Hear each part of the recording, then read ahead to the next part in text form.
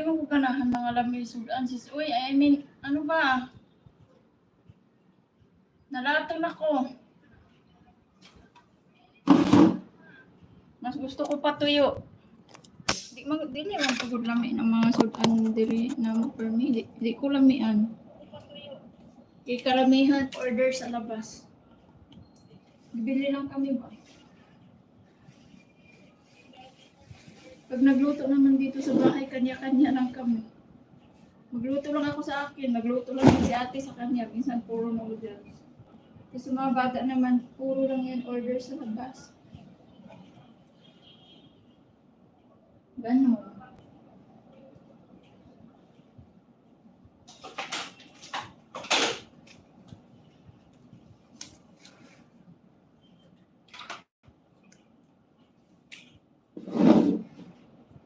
Taway. Sa bagay, taway ang ano.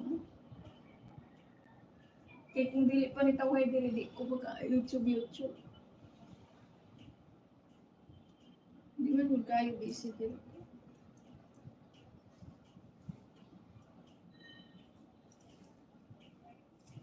Oo, daghan na.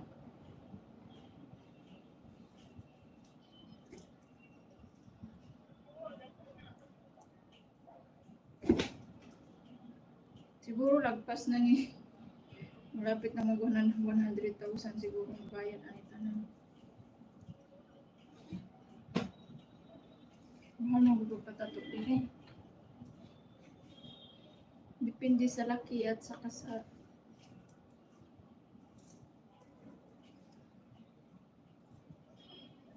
Ako, minsan si ate, minsan kanya-kanya kami. Magluto rin siya kiyaha, kanyang kawan, magluto rin po ako, bahala ko kung siya kung luto niya. Mga bata na puro pizza, pasta, or order sila sa labas ng pagkain, ganyan. Tapos minsan yung alaga kong babae, nagluluto na lang yan sa kanya. Mga pinapanood niya pa sa YouTube. Nagluto-luto yan siya. Hindi man ko diri kay ingon nga ako jud tigluto nga. Pagkain kita or pagkain namin lahat, ano lang, parang kanya-kanya nga lang kami. Sinong gutumon, sinong hindi magluto ng kanyang gusto. Sa iba kasi, bawal ka magluto bukod-bukod ng sayo pagalitan ka. Kasi kalas daw sa gas. Dito hindi man.